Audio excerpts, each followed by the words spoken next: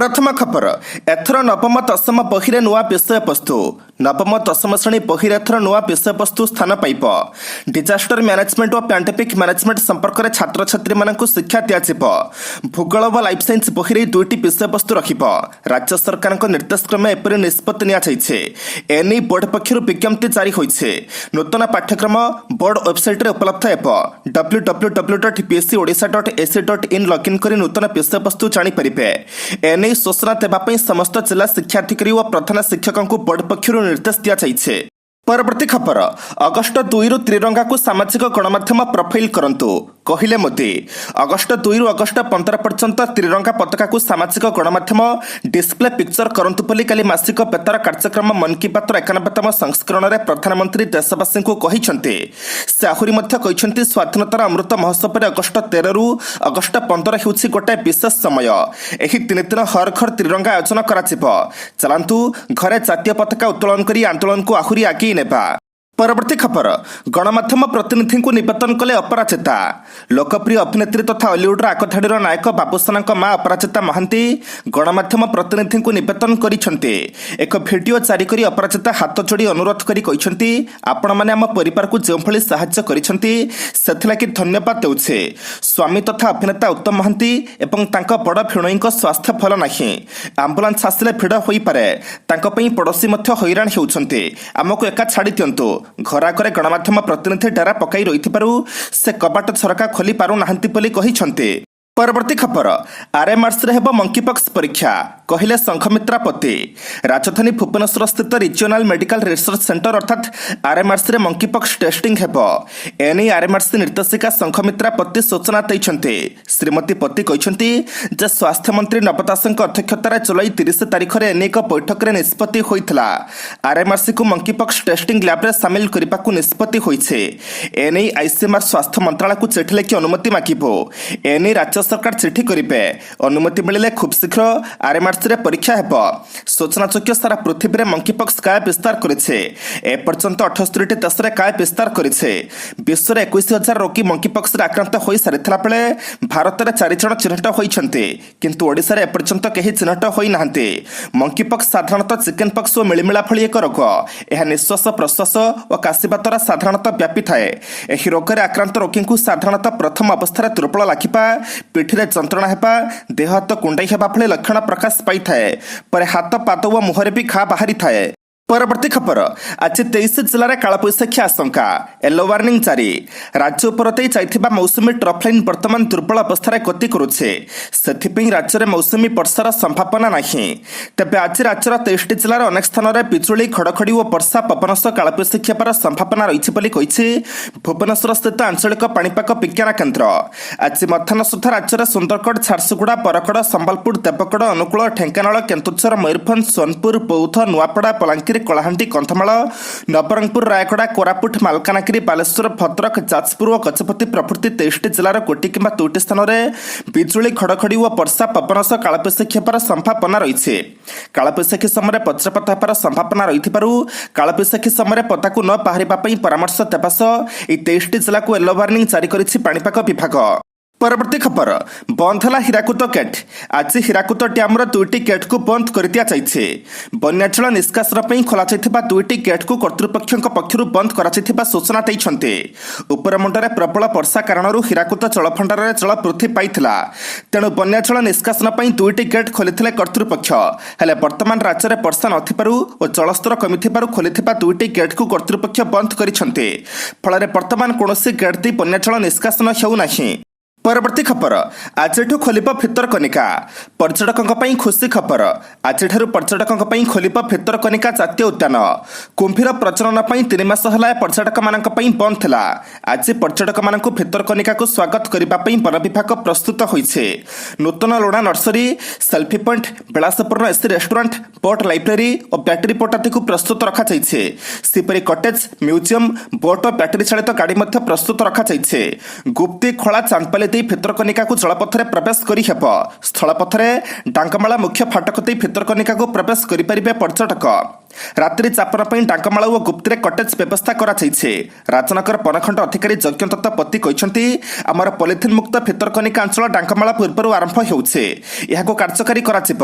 ତାଛଡ଼ା କୋଭିଡ୍ ନିୟମ ମାନି ପର୍ଯ୍ୟଟକମାନେ ଆସିବେ ବୋଲି ଆଶା ରଖିଛୁ। ପରବର୍ତ୍ତୀ ଖବର, ଅଗଷ୍ଟ 8ରେ ପ୍ରଜାତନ୍ତ୍ରର 75ତମ ପୂର୍ତ୍ତି ଉତ୍ସବରେ ଯୋଗଦେବେ ଅମିତ ଶାହା। ଆସନ୍ତା 8 ତାରିଖରେ ଓଡ଼ିଶାର ଅନ୍ୟତମ ପୁରାତନ ଖବରକାଗଜ ପ୍ରଜାତନ୍ତ୍ରର 75ତମ ପୂର୍ତ୍ତି ଉତ୍ସବରେ କେନ୍ଦ୍ର ଗୃହମନ୍ତ୍ରୀ ଅମିତ ଶାହା ଯୋଗଦେବାର କାର୍ଯ୍ୟକ୍ରମ ରହିଛି। ତେବେ ଶାହାଙ୍କ ଓଡ଼ିଶା ଗସ୍ତ ପୂର୍ବରୁ କେନ୍ଦ୍ରମନ୍ତ୍ରୀ ଧର୍ମେନ୍ଦ୍ର ପ୍ରଧାନ କଟକରେ ପହଞ୍ଚିଛନ୍ତି। ଦୈନିକ ଖବରକାଗଜ ପ୍ରଜାତନ୍ତ୍ରର 75 ବର୍ଷ ପୂର୍ତ୍ତି ଅବସରରେ ହେବାକୁ ଥିବା କାର୍ଯ୍ୟକ୍ରମରେ ସ୍ଥିତି ସମୀକ୍ଷା କରିଛନ୍ତି। କେନ୍ଦ୍ରମନ୍ତ୍ରୀ ଶ୍ରୀ ପ୍ରଧାନ ପ୍ରଥମେ ନେତାଜୀ ସଂଗ୍ରହାଳୟ ଓ ପରେ ଜବାହରଲାଲ ନେହେରୁ ଷ୍ଟାଡିୟମ ବୁଲି ସମସ୍ତ ଦିଗକୁ ସମୀକ୍ଷା କରିଥିଲେ। କାରଣ ଏହି କାର୍ଯ୍ୟକ୍ରମରେ ଗୃହମନ୍ତ୍ରୀ ଅମିତ ଶାହା ଯୋଗ ଦେବାକୁ ଥିବା ବେଳେ ସୁରକ୍ଷା ବ୍ୟବସ୍ଥା ଯେପରି କଡ଼ାକଡ଼ି ରହିବ ସେ ଦିଗରେ ଆଲୋଚନା କରିଥିଲେ। ତେବେ ଏହା ବ୍ୟତୀତ ଏହି କାର୍ଯ୍ୟକ୍ରମରେ ମୁଖ୍ୟମନ୍ତ୍ରୀ ନବୀନ ପଟ୍ଟନାୟକ ମଧ୍ୟ ଯୋଗ ଦେବେ ବୋଲି ପୂର୍ବରୁ ସ୍ପଷ୍ଟ କରିଛନ୍ତି ସାଂସଦ ଭର୍ତ୍ତୃହରି ମହତାବ। ପରବର୍ତ୍ତୀ ଖବର, 61 ବର୍ଷ ପରେ ବୋତଲର ରଙ୍ଗ ବଦଳାଇବାକୁ ଯାଉଛି ସ୍ପ୍ରାଇଟ୍। ମଣିଷ ଭଳି ପ୍ରତ୍ୟେକ ଜିନିଷର ଏକ ସମୟସୀମା ରହିଥାଏ। ସମୟ ଶେଷ ହେବା ପରେ ସେହି ଜିନିଷରେ ପରିବର୍ତ୍ତନ ଅଣାଯାଏ ବା କିଛି ନୂଆ ଜିନିଷକୁ ଲୋକେ ପସନ୍ଦ କରନ୍ତି। ଏବେ ସେଭଳି କିଛି ଘଟିବାକୁ ଯାଉଛି ସ୍ପ୍ରାଇଟ୍ ବୋତଲ ସହ। ଏହାକୁ ତିଆରି କରୁଥିବା କମ୍ପାନୀ ଏବେ ଏଥିରେ ପରିବର୍ତ୍ତନ ଆଣିବାକୁ ଯାଉଛି। କମ୍ପାନୀ 61 ବର୍ଷ ପରେ ସ୍ପ୍ରାଇଟ୍ ବୋତଲର ରଙ୍ଗ ବଦଳାଇବାକୁ ଯାଉଛି। 61 ବର୍ଷ ଧରି ବୋତଲର ରଙ୍ଗ ସବୁଜ ଥିବାବେଳେ ଅଗଷ୍ଟ 1ରୁ ସବୁଜ ରଙ୍ଗର ସ୍ପ୍ରାଇଟ୍ ବୋତଲ ଆଉ ଦେଖିବାକୁ ମିଳିବ ନାହିଁ। କମ୍ପାନୀ ଏଥିପାଇଁ ଏକ ନୂଆ ରଙ୍ଗ ବାଛିଛି। ସ୍ପ୍ରାଇଟ୍ ତିଆରି କରୁଥିବା ଆମେରିକୀୟ କମ୍ପାନୀ କୋକାକୋଲା ଏହି ଲୋକପ୍ରିୟ ଥଣ୍ଡା ପାନୀୟ ବୋତଲର ରଙ୍ଗକୁ 61 ବର୍ଷ ପରେ ବଦଳାଇ ଧଳା କିମ୍ବା ଟ୍ରାନ୍ସପେରେଣ୍ଟ ବୋତଲରେ ବିକ୍ରି କରିବାକୁ ନିଷ୍ପତ୍ତି ନେଇଛି। ପରିବେଶ ପ୍ରତି ନିଜର ଦାୟିତ୍ୱ ପୂରଣ କରିବାକୁ ଯାଇ କମ୍ପାନୀ ନିଷ୍ପତ୍ତି ନେଇଛି। କମ୍ପାନୀ କହିଛି ଯେ ସ୍ପ୍ରାଇଟ୍ର ସବୁଜ ରଙ୍ଗର ବୋତଲକୁ ପୁନଃ ବ୍ୟବହାରଯୋଗ୍ୟ କରାଯାଇ ପାରୁନାହିଁ। ତେଣୁ କମ୍ପାନୀ ଏହାକୁ ବନ୍ଦ କରିବାକୁ ନିଷ୍ପତ୍ତି ନେଇଛି। ପରବର୍ତ୍ତୀ ଖବର, ଆକ୍ରୋଶ ରଖି ଇଡି ଚଢ଼ାଉ ଗଣତନ୍ତ୍ର ଲାଗି ଶୁଭଙ୍କର ନୁହେଁ। ଦରଦାମ ବୃଦ୍ଧି ଓ ବେକାରୀ ସମସ୍ୟାକୁ ନେଇ ପିସିସି ସଭାପତି ଶରତ ପଟ୍ଟନାୟକ ରବିବାର ନିଜର ପ୍ରତିକ୍ରିୟା ରଖିଛନ୍ତି। ଏହାକୁ ନେଇ କଂଗ୍ରେସ ସାରା ଦେଶରେ ଆନ୍ଦୋଳନ କରିବ। ଅଗଷ୍ଟ 5 ତାରିଖରେ ରାଜଭବନ ଘେରାଉ କରିବା ସହ ଜିଲ୍ଲା ସ୍ତରରେ ବି ଆନ୍ଦୋଳନ ହେବ। ଏହା ସହ ସେ କହିଛନ୍ତି ଯେ ଦେଶର ମୁଖ୍ୟ ମୁଦ୍ଦା ହେଲା ଦରଦାମ ବୃଦ୍ଧି ଓ ବେକାରୀ ସମସ୍ୟା। ଦୁଃଖର ବିଷୟ, ଏହାକୁ ସମାଧାନ କରିବା ବଦଳରେ ଇସ୍ୟୁ ଟାଇଫଏଡ୍ ଲାଗି ଇଡି ରେଡି ହେଉଛି। କେନ୍ଦ୍ରର ହାତବାରସି ପାଲଟିଛି ଇଡି। ଆକ୍ରୋଶ ରଖି ଇଡି ଚଢ଼ାଉ ଗଣତନ୍ତ୍ର ଲାଗି ଶୁଭଙ୍କର ନୁହେଁ। ପରବର୍ତ୍ତୀ ଖବର, ମହାପ୍ରଭୁଙ୍କ ମହାପ୍ରସାଦ ବିକ୍ରି ଲାଗିଲାନି ଦର ତାଲିକା, ଲୁଟୁଛନ୍ତି ଦଲାଲ। ମହାପ୍ରଭୁଙ୍କ ମହାପ୍ରସାଦର ଦର ନିର୍ଦ୍ଧାରଣ ହେବ। ଭକ୍ତ ଶୋଷଣରୁ ମୁକ୍ତ ହେବେ। ମହାପ୍ରସାଦର ଦର ଆନନ୍ଦ ବଜାର ଓ ଅନ୍ୟ ସ୍ଥାନରେ ଲାଗିବ। 4 ବର୍ଷ ତଳେ ଏଭଳି ସ୍ୱପ୍ନ ଦେଖାଇ ବାହାବା ନେଇଥିଲେ ଶ୍ରୀମନ୍ଦିର ପ୍ରଶାସନ। ଏଥିପାଇଁ ସ୍ୱତନ୍ତ୍ର ଭାବରେ ମହାପ୍ରସାଦ ପ୍ରସ୍ତୁତ ହେଲା। ଭକ୍ତଙ୍କ ସହ ବିଭିନ୍ନ ମହଲରୁ ବି ଏଭଳି ପଦକ୍ଷେପକୁ ସ୍ୱାଗତ କରାଗଲା। କିନ୍ତୁ ଦୁର୍ଭାଗ୍ୟର ବିଷୟ, ଇତିମଧ୍ୟରେ 3 ଜଣ ଶ୍ରୀମନ୍ଦିର ମୁଖ୍ୟ ପ୍ରଶାସକ ବଦଳି ସାରିଲେଣି। 4 ବର୍ଷ ବି ଅତିକ୍ରାନ୍ତ କରିସାରିଲାଣି। ତଥାପି ମହାପ୍ରସାଦ ଦର ନିର୍ଦ୍ଧାରଣ ହୋଇପାରିନାହିଁ, ଯେଉଁଥିପାଇଁ ପ୍ରତିଦିନ ମହାପ୍ରସାଦ କିଣିବା ବେଳେ ଭକ୍ତ ଶୋଷଣର ଶିକାର ହେଉଛନ୍ତି। ଏହାର ସୁଯୋଗ ନେଇ ଶ୍ରୀମନ୍ଦିରରେ ଦଲାଲମାନଙ୍କ ସଂଖ୍ୟା ବି ବଢ଼ିଗଲାଣି, ଯାହାକୁ ସେବାୟତମାନେ ବି ବିରୋଧ କରିବା ଆରମ୍ଭ କଲେଣି। ପରବର୍ତ୍ତୀ ଖବର, କୃଷକଙ୍କ ପାଇଁ ଖୁସି ଖବର, ଖାତାକୁ ଆସିବ ଦ୍ୱାଦଶ କିସ୍ତି। କୃଷକଙ୍କ ଆର୍ଥିକ ସହାୟତା ପାଇଁ କେନ୍ଦ୍ର ସରକାରଙ୍କ ଦ୍ୱାରା ଆରମ୍ଭ ହୋଇଥିବା ପିଏମ୍ କିଷାନ ସମ୍ମାନ ନିଧି ଯୋଜନାରେ କୃଷକମାନଙ୍କୁ ପ୍ରତିବର୍ଷ 6,000 ଟଙ୍କା ଦିଆଯାଉଛି। ଏ ଟଙ୍କା ପ୍ରତି 4 ମାସରେ କୃଷକଙ୍କ ଆକାଉଣ୍ଟକୁ 2,000 ଟଙ୍କା କିସ୍ତିରେ ସ୍ଥାନାନ୍ତରିତ ହୁଏ। ବର୍ତ୍ତମାନ ପର୍ଯ୍ୟନ୍ତ ଏହି ଯୋଜନାର 11ଟି କିସ୍ତି କୃଷକଙ୍କ ଆକାଉଣ୍ଟକୁ ଆସିସାରିଛି। ଏବେ ଲୋକମାନେ ଦ୍ୱାଦଶ କିସ୍ତି ପାଇଁ ଅପେକ୍ଷା କରିଛନ୍ତି। 31 ମଇ 2022ରେ ପ୍ରଧାନମନ୍ତ୍ରୀ ମୋଦି ଏକାଦଶ କିସ୍ତିର 2,000 ଟଙ୍କା 10 କୋଟିରୁ ଅଧିକ ଚାଷୀଙ୍କ ଆକାଉଣ୍ଟକୁ ସ୍ଥାନାନ୍ତର କରିଥିଲେ। ଏଭଳି ପରିସ୍ଥିତିରେ ଦ୍ୱାଦଶ କିସ୍ତି ପାଇଁ ଏହାର 2,000 ଟଙ୍କା କେବଳ 1 ସେପ୍ଟେମ୍ବର 2022 ପରେ କୃଷକଙ୍କ ଆକାଉଣ୍ଟକୁ ହସ୍ତାନ୍ତର ହେବ ବୋଲି ଆଶା କରାଯାଉଛି। କାରଣ ଆର୍ଥିକ ବର୍ଷର ପ୍ରଥମ କିସ୍ତି ଏପ୍ରିଲରୁ ଜୁଲାଇ ମଧ୍ୟରେ ଆସିଥାଏ। ଦ୍ୱିତୀୟଟି ଅଗଷ୍ଟରୁ ନଭେମ୍ବର ମଧ୍ୟରେ ଆସେ। କୃଷି ବିଭାଗ ସହିତ ଜଡ଼ିତ ସୂତ୍ରରୁ ଜଣାପଡ଼ିଛି ଯେ ଦ୍ୱାଦଶ କିସ୍ତି ସେପ୍ଟେମ୍ବର 1ରୁ ସେପ୍ଟେମ୍ବର 10 ମଧ୍ୟରେ ଆସିପାରେ। ପରବର୍ତ୍ତୀ ଖବର, ଶିମିଳିପାଳରେ ନିଜ ଇଲାକା ସୀମାରେ ଚିହ୍ନ ଦେଉଛି କଳା ମହାବଳ ବାଘ। ଶିମିଳିପାଳ ଜାତୀୟ ଉଦ୍ୟାନରେ ଗୋଟାଏ ବିରଳ କଳା ମହାବଳ ବାଘ ତାର ଇଲାକାରେ ଚିହ୍ନ ଦେଉଥିବାର ବିରଳ ଦୃଶ୍ୟ ସମ୍ପ୍ରତି ସାମାଜିକ ଗଣମାଧ୍ୟମ ଟ୍ୱିଟରରେ ପ୍ରସାରିତ ହେଉଛି।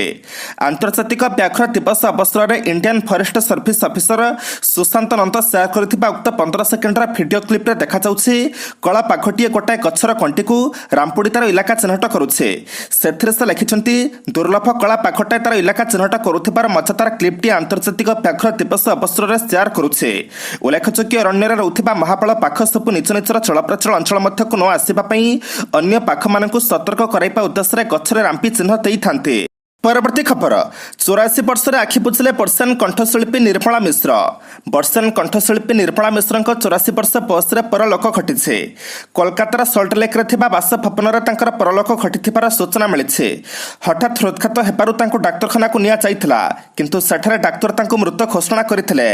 70 दशक अनेक लोकप्रिय चलचित्र से कंठदान करी घरे घरे निजर परिचय सृष्टि करि परिथिले।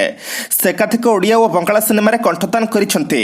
अद्यन मेघ, स्त्री, घर संसार, अनुताप और मेघमुक्ति भली अनेक ओडिया चलचित्र से कंठदान करी लोकप्रियतार शीर्ष में पहुंचते। नितफरा राति, मधुछर चिन्ह गीत आज लोकमानक मध्य निर्मला मिश्र जादुकरी कंठर स्वतंत्रता प्रतिपादित करुछे। परवर्ती खबर 3 कांग्रेस विधायक सस्पेंड। कारु मिलिथिला पेड़ा पेड़ा टंका। विधायकों गाड़ी टंका मिलवा पर एक्शन मोड्रे कांग्रेस। झारखंडर 3 कांग्रेस विधायकों सस्पेंड कला तल। कांग्रेस अध्यक्षा सोनिया गांधी निर्देश पर रांचीर खिजरी विधायक थिबा राजेश कच्छप, कंगारी सिमडेगा स्थित कोलेपिरारू नमान पिक्सल, कंगारी और जामतारार इरफान अंसारी विरोध में पदक्षेप नियाଯାଇଛି। एने झारखंडर कांग्रेस मुखपात्र सांबादिक सम्मेलन में सूचना देते। शनिवार पश्चिमबंग पुलिस हावड़ाଠାରେ विधायकों एसईफू गाड़ी पोला पोला टंका जबत करथिला। टंका गणिबा पुलिस टंका गणिबा मेसीन मगाइथिला। विधायकों गाड़ी भितर पाखापाखि 48 लाख टंका मिलिथिला। एमाने शनिवार राति जमतारा अंचल पश्चिमबंगर पूर्व मेदिनीपुर अंचल को जाउथिले। एतिकी बेले पश्चिमबंग पुलिस सेमानक गाड़ी को अटकाई जांच करथिला। विधायक माने केउठु एते परिमाणर टंका आनिले से संपर्क में तदंतकारी ऑफिसर पचराउचरा जारी रखिছে। तबे पचराउचरा बेले 3 विधायकों ठारू कोनोसी संतोषजनक उत्तर मिली नाही। समस्त विधायक भिन्न भिन्न बयान दैछन्ते। परवर्ती खबर जाल रसीद्रे चली मध्याह्न भोजन। पिलांको खाद्य बड़ घोटाला। स्कूल पिलांक पई सरकार देउछन्ती मध्याह्न भोजन, हेले एथिपई किणा हेउथिबा खाद्य सामग्री रे अनियमितता जाल रसीद्रे चली मध्याह्न भोजन। खोर्धा पाणापुर ब्लॉक तालापुरी रे थिबा सरकारी आश्रम स्कूल रे भली चली दुर्नीति। जेउ समय कोरोनार भयंकर रूप चलिथिला, स्कूल छुटी थिला, सेतेबेले मध्य स्कूल प्रधान शिक्षक किणिछन्ती राशन। परिपा और अंडा आरटीआई रे तथ्य खोली दैछि गुमर। आरटीआई तथ्यरु मिलिथिबा तथ्य खोलिछि बाणपुर ब्लॉक तालापुरी आश्रम स्कूल कुमर।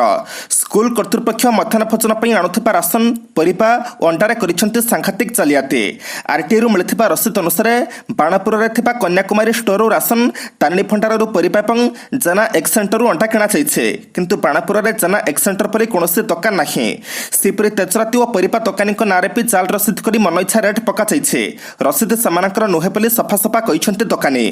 परवर्ती खबर अर्पिता बुलाबुली करने तांकपई पार्थ किणिथिले 2टी दामी गाड़ी। पश्चिमबंगर पूर्वतन मंत्री पार्थ चैटर्जी गिरफ हेबा परठारू तांक विषय अनेक खुलासा हेबार लागिछे। वर्तमान एटी जानिबाकू पाइछि जे पार्थ गिरफ हेबा पूर्वरु तांक घनिष्ठ सहयोगी अर्पिता मुखर्जीଙ୍କ ପାଇଁ दामी कार किणिथिले।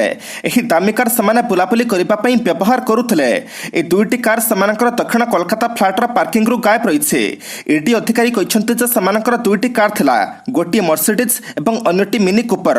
ए 2टी कार अर्पिता मुखर्जी पाखरे रहउथिबा बेले पार्थ चैटर्जी और अर्पिता मुखर्जी एणेतेणे बुलिबा पई व्यवहार करुथिले। कोनोसी पार्टी को जिबा पई अर्पिता मुखर्जी 2टी कार व्यवहार करुथिले। खबर अनुसार पार्थ चैटर्जी ही 2टी कार को अर्पिता को उपहार देइथिले। एहा व्यतीत पार्थ अर्पिता को अन्य गाड़ी किणिबारे मध्य सहायता करिथिले। ईडी कहिछि जे पार्थ चैटर्जी अर्पिता पई आहुरी 2टी महंगा और विलासपूर्ण कार बुक करिथिले। सेही कार गुड़िक पई अग्रिम देय मध्य देइथिले। परवर्ती खबर दिल्लीर पुलिस कमिशनर हेबे पीरापान शिकारी संजय अरोरा। दिल्लीर नूतन पुलिस कमिशनर भाव में संजय अरोरा को नूतन नियुक्ति मिली। संजय अरोरा जड़े 1988 बैच आईपीएस अधिकारी होइथिबा बेले ए संपर्क में रविवार गृह मंत्रालय पक्षर निर्देशनामा जारी करा जाइछे।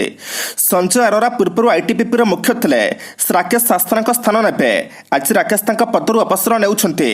गृह मंत्रालय द्वारा जारी करा आदेश में कहुଯାଇଛି जे अगस्ट 1 संजय अरोरा राकेश शास्त्री स्थान नेबे।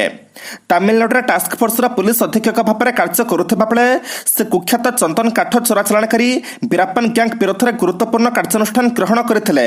बीराप्पन विरोध में वीरत्व प्रदर्शन पर मुख्यमंत्री वीरता पदक प्रदान करा। इलेक्ट्रिकल और इलेक्ट्रोनिक्स इंजीनियरिंग स्नातकोत्तर डिग्री हासिल कर अरोरा सीआरपीएफ और बीएसएफ कार्य कर। ପରବର୍ତ୍ତୀ ଖବର ହର ଘର ତ୍ରିରଙ୍ଗା ଅଭିଯାନକୁ ଜନ ଆନ୍ଦୋଳନର ରୂପ ଦେବା ପାଇଁ ଆହ୍ୱାନ କଲେ ଧର୍ମେନ୍ଦ୍ର ପ୍ରଧାନ। ସ୍ୱାଧୀନତାର ଅମୃତ ମହୋତ୍ସବ ଅବସରରେ ଦେଶର ସର୍ବକନିଷ୍ଠ ବୀର ସ୍ୱାଧୀନତା ସଂଗ୍ରାମୀ ଶହୀଦ ବାଜିରାଉତଙ୍କ ଜନ୍ମସ୍ଥାନ ଢେଙ୍କାନାଳ ଜିଲ୍ଲାର ଭୁବନଠାରେ ସାଧାରଣ ଜନତା ଓ କାର୍ଯ୍ୟକର୍ତ୍ତାଙ୍କ ସହ ତ୍ରିରଙ୍ଗା ପଦଯାତ୍ରାରେ ସାମିଲ ହୋଇଛନ୍ତି କେନ୍ଦ୍ର ଶିକ୍ଷା ଦକ୍ଷତା ବିକାଶ ଏବଂ ଉଦ୍ୟମିତା ମନ୍ତ୍ରୀ ଧର୍ମେନ୍ଦ୍ର ପ୍ରଧାନ। ଏହି ପଦଯାତ୍ରା ମାଧ୍ୟମରେ ଶ୍ରୀ ପ୍ରଧାନ ହର ଘର ତ୍ରିରଙ୍ଗା ଅଭିଯାନ ଅନ୍ତର୍ଗତ ଆସନ୍ତା ଅଗଷ୍ଟ 13ରୁ 15 ଯାଏଁ 3 ଦିନ ଧରି ଘରେ ଘରେ ତ୍ରିରଙ୍ଗା ଲଗାଇବା ପାଇଁ 4.5 କୋଟି ଓଡ଼ିଆ ଲୋକଙ୍କୁ ନିବେଦନ କରିଛନ୍ତି। କେନ୍ଦ୍ରମନ୍ତ୍ରୀ ଶ୍ରୀ ପ୍ରଧାନ ଢେଙ୍କାନାଳର ଭୁବନଠାରୁ ଶହୀଦ ବାଜିରାଉତଙ୍କ ପବିତ୍ର ଜନ୍ମମାଟି ନୀଳକଣ୍ଠପୁର ପର୍ଯ୍ୟନ୍ତ ଆୟୋଜିତ ତ୍ରିରଙ୍ଗା ପଦଯାତ୍ରାରେ ସାମିଲ ହୋଇଥିଲେ। ଶହୀଦ ବୀର ବାଜିରାଉତ ସ୍ମୃତିପୀଠ ଅବସରରେ ଏହି ବୀର ସଂଗ୍ରାମୀଙ୍କ ପ୍ରତିମୂର୍ତ୍ତିରେ ମାଲ୍ୟାର୍ପଣ କରିଥିଲେ। ଏହି ଅବସରରେ କେନ୍ଦ୍ରମନ୍ତ୍ରୀ କହିଛନ୍ତି ଯେ ଶହୀଦ ବାଜିରାଉତ ବ୍ରିଟିଶ ଶାସନ ଆଗରେ ମଥା ନ ନୁଆଁଇ ଦେଶ ମାତୃକା ପାଇଁ ବଳିଦାନ ଦେଇଥିଲେ। ତାଙ୍କ ଭଳି ଅନେକ ସଂଗ୍ରାମୀଙ୍କ ବଳିଦାନ କାରଣରୁ ଆଜି ଦେଶରେ ଗଣତନ୍ତ୍ର ପ୍ରତିଷ୍ଠା ହୋଇପାରିଛି। ଏଭଳି ନେତୃତ୍ୱଙ୍କୁ ମନେ ପକାଇବା ପାଇଁ ଆମେ ଆଜାଦୀ କା ଅମୃତ ମହୋତ୍ସବ ପାଳନ କରୁଛୁ। ପରବର୍ତ୍ତୀ ଖବର ରାଜ୍ୟଗୋଷ୍ଠୀ କ୍ରୀଡ଼ା ଭାରତକୁ ଦ୍ୱିତୀୟ ସ୍ୱର୍ଣ୍ଣ ପଦକ। ବର୍ମିଂହାମରେ ଚାଲିଥିବା ରାଜ୍ୟଗୋଷ୍ଠୀ କ୍ରୀଡ଼ା 2022ରେ ପୁରୁଷ ଭାରୋତ୍ତୋଳନକାରୀ ଜେରେମି ଲାଲ ରିନୁଙ୍ଗା 67 କିଲୋଗ୍ରାମ ବର୍ଗର ରେକର୍ଡ ଓଜନ ଉଠାଇ ସ୍ୱର୍ଣ୍ଣ ପଦକ ଜିତିଛନ୍ତି। ଆଉ ଏହା ସହ ସେ ନୂଆ ରେକର୍ଡ କରିଛନ୍ତି। ପ୍ରଥମେ ସେ 140 କେଜି ଉଠାଇଥିଲେ ଏବଂ ପରେ ଦ୍ୱିତୀୟ ପର୍ଯ୍ୟାୟରେ ସେ 60 କେଜି ଉଠାଇ ନୂଆ ରେକର୍ଡ କରିଥିଲେ। ତୃତୀୟ ପର୍ଯ୍ୟାୟରେ 86 କେଜି ଉଠାଇଥିଲେ। ସ୍ନାଚ୍ରେ ଜେରେମି 140 କେଜି ଉଠାଇଥିଲେ ଏବଂ କ୍ଲିନ୍ ଆଣ୍ଡ ଜର୍କରେ 160 କିଲୋଗ୍ରାମ ଭାର ସହାୟତାରେ ସମୁଦାୟ 300 କିଲୋଗ୍ରାମ ଉଠାଇ ନୂଆ ରେକର୍ଡ କରିଥିଲେ। ତେବେ ସେ ସ୍ୱର୍ଣ୍ଣ ଜିତିବା ପରେ ଭାରତର ପଦକ ସଂଖ୍ୟା 5ରେ ପହଞ୍ଚିଥିବା ବେଳେ ଭାରୋତ୍ତୋଳନରେ ଦ୍ୱିତୀୟ ସ୍ୱର୍ଣ୍ଣ ମିଳିଛି। ପରବର୍ତ୍ତୀ ଖବର ସୀମା ଟପିଲା ରାଗିଂ ଲାଇନରେ ଠିଆ କରି ଚାପୁଡ଼ା ମାରିଲେ ସିନିୟର। ରାଗିଂ ଏକ ଦଣ୍ଡନୀୟ ଅପରାଧ। ସ୍କୁଲ କଲେଜ ୟୁନିଭର୍ସିଟିରେ ରାଗିଂ ଉପରେ ଲାଗୁ ହୋଇଛି କଟକଣା। ଦୁନିଆ ଆଇନ ଏବଂ କାର୍ଯ୍ୟାନୁଷ୍ଠାନର ଚେତାବନୀ ରହିଛି। ତଥାପି ଅମାନବୀୟ ନିର୍ଯାତନା ଉପରେ ରୋକ ଲାଗୁନି। ଜୁନିୟରମାନଙ୍କୁ ସିନିୟରମାନଙ୍କ ରାଗିଂ ଏକ ଅଭ୍ୟାସ ପାଲଟି ଗଲାଣି। ବେଳେବେଳେ ଏହି ବଦ ଅଭ୍ୟାସ ଛାତ୍ରଛାତ୍ରୀଙ୍କ ଜୀବନ ମଧ୍ୟ ନେଇଯାଉଛି। ମଧ୍ୟପ୍ରଦେଶରେ କଲେଜ କ୍ୟାମ୍ପସରେ ଘଟିଥିବା ରାଗିଂ ଏବେ ସବୁ ସୀମା ଟପି ଯାଇଛି। ମଧ୍ୟପ୍ରଦେଶ ରତଲାମ ଜିଲ୍ଲାର ସରକାରୀ ମେଡିକାଲ କଲେଜ ଏଠାରେ ଜୁନିୟର MBBS ଛାତ୍ରମାନଙ୍କୁ ରାଗିଂ କରିଛନ୍ତି ସିନିୟର ଛାତ୍ର। ହଷ୍ଟେଲ ଭିତରେ ଜୁନିୟର ଛାତ୍ରଙ୍କୁ ଲାଇନରେ ଠିଆ କରି ସିନିୟରମାନେ ମାରିଛନ୍ତି ଚାପୁଡ଼ା। କେବଳ ସେତିକି ନୁହେଁ, ଜୁନିୟର ଛାତ୍ରଙ୍କୁ ସିନିୟର ଛାତ୍ରମାନେ ଅଭଦ୍ର ଭାଷାରେ ଗାଳିଗୁଲଜ କରିବା ସହ କେଶ ଧରି ଭିଡ଼ିଛନ୍ତି। ଜୁନିୟର ଛାତ୍ରଙ୍କ ପ୍ରତି ସିନିୟର ଛାତ୍ରଙ୍କ ଏଭଳି ବର୍ବରତା ରାଗିଂର ଭିଡ଼ିଓ ଏବେ ସୋସିଆଲ ମିଡିଆରେ ଭାଇରାଲ ହେବାରେ ଲାଗିଛି।